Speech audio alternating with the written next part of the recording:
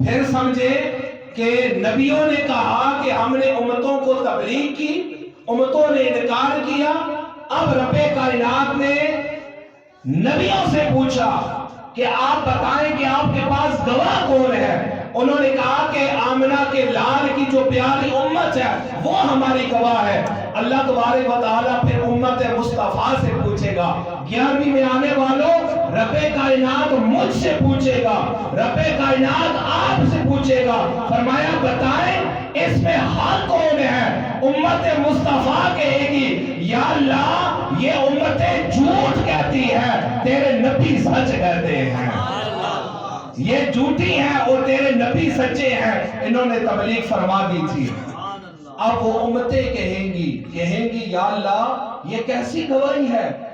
گواہی تو ایسے لوگوں سے لے رہا ہے کہ جو ہمارے ہزاروں سال بعد پیدا ہوئے، سینکڑوں سال بعد پیدا ہوئے، انہوں نے ہمیں دیکھا نہیں، ہمارا زمانہ نہیں پایا، پھر انہوں نے یہ گواہی کیسے دے دی؟ آج بھی عدالت کے اندر بڑے سے بڑا کیس ہو جائے نا، جو جج فیصلہ کرتا ہے وہ گواہی کی بنیاد پر ہوتا ہے.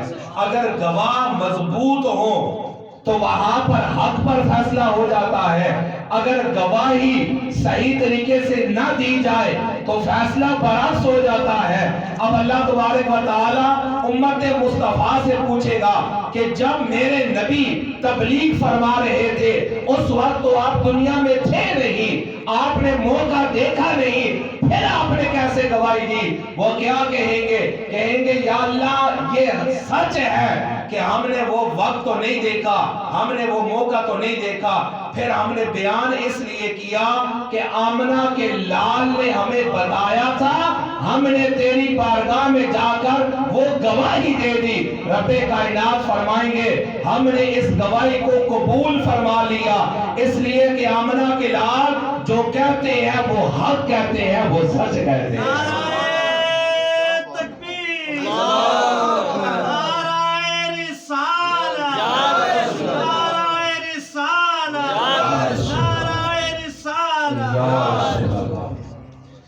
تو یہ رب کائنات نے فرمایا وَقَفَى بِاللَّهِ شَهِيدًا. جو آیت میں نے خطبے میں تلاوت کی اس کا معنی ہے اور کافی ہے اللہ گواہ. گواہی کے لیے کون کافی ہے؟ اللہ کافی ہے. اور یہ جو آیت ہے نا، ہمارے سلف صالحین جن لوگوں کی دشمنی زیادہ ہو، جن کو مال چوری ہونے کا، غصب ہونے کا خطرہ ہو، ان کو یہ آیت وظیفے کے لیے دیا کرتے تھے. یہ بھی یاد رکھیں کیا آیت ہے؟ وَقَفَى بِاللَّهِ شَهِيدًا. یہ 3 لفظ ہیں، یاد کر لیں. وَقَفَى بِاللَّهِ شَهِيدًا. جس کی دشمنی زیادہ ہو، جس کے مال غصب ہونے کا خطرہ ہو، وہ اس آیت کو پڑھا کرے. اللہ تعالیٰ اس کی جان بھی اور اس کا مال بھی اللہ تعالیٰ اسے اپنا حفظ و امان عطا فرمائیں گے. تو قیامت والے دن ایک تو رب کافی ہے گواہی کے لیے، اور دوسرا سورہ یاسین کے اندر آتا ہے کہ قیامت والے دن ہمارے ہاتھ بھی گواہی دیں گے، ہمارے پاؤں بھی گواہی دیں گے، ہماری آنکھیں بھی گواہی دیں گی، ہماری زبان بھی گواہی دے گی.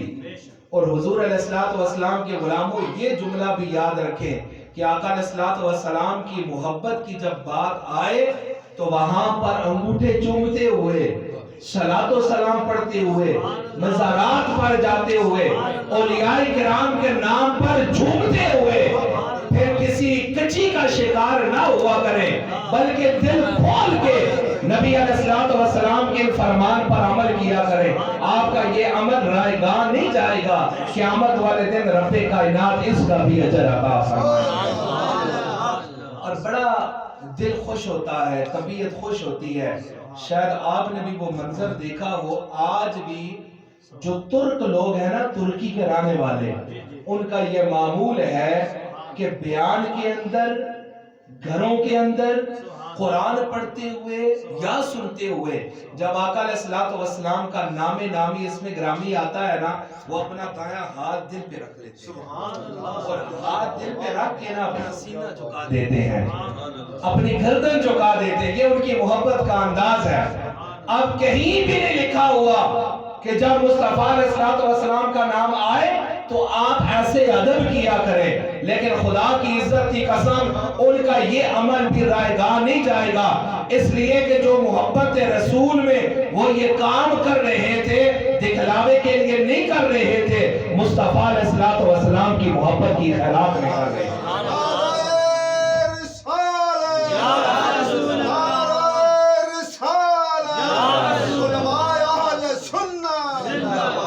اب ہمارے لیے کیا حکم ہے کہ ہم سین حرم میں داخل ہوں تو ہم حجر اسود کو چومنے کے لیے ہاتھ لگائیں یا اپنی پیشانی وہاں پہ رکھیں اور حجر اسود کو ہم چومیں؟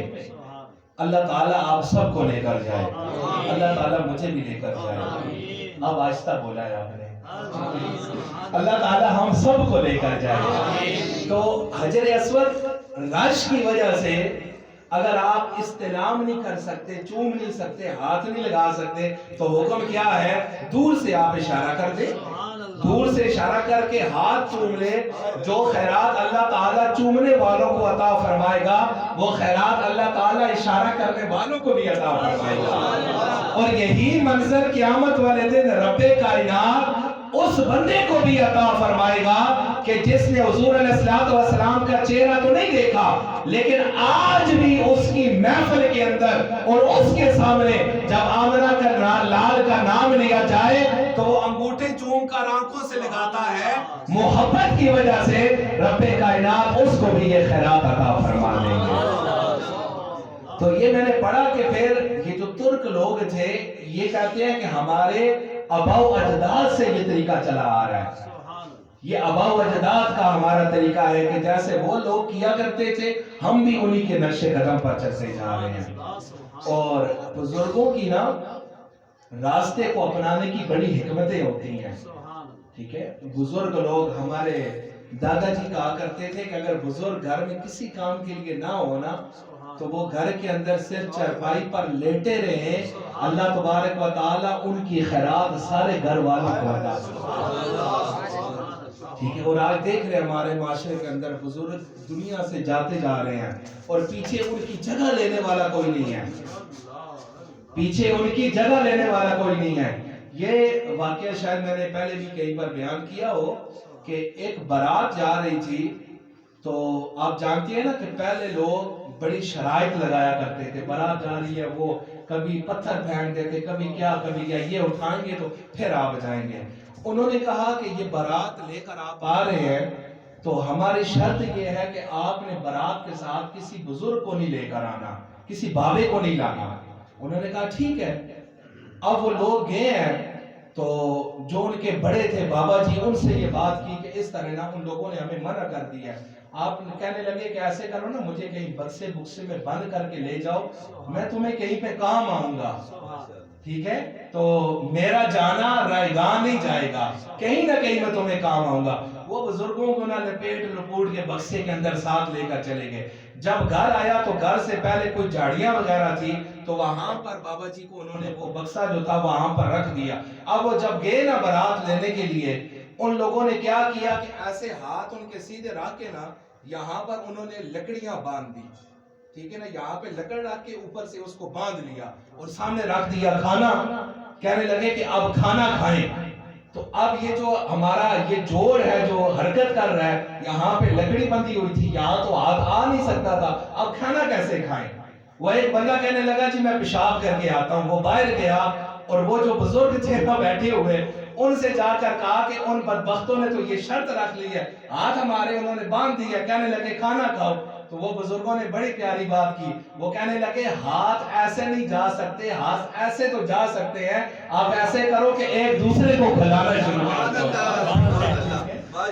اور یہ بزرگوں کی جو کرامات ہے نا اس کے اندر بڑا اثر ہوتا ہے، ٹھیک ہے؟ اور کل میں سن رہا تھا وہ بات اس طرف چل پڑی ہے، میں واپس آتا ہوں کہ ہمارے ایک استاد جی تھے، وہ چائے پی رہے تھے اور بڑے شوقین تھے چائے کے۔ طالب علموں سے کہا کہ چائے بنا کے وہ چائے لے کر آئے تو چائے کے اندر نہ مکھی گر گئی۔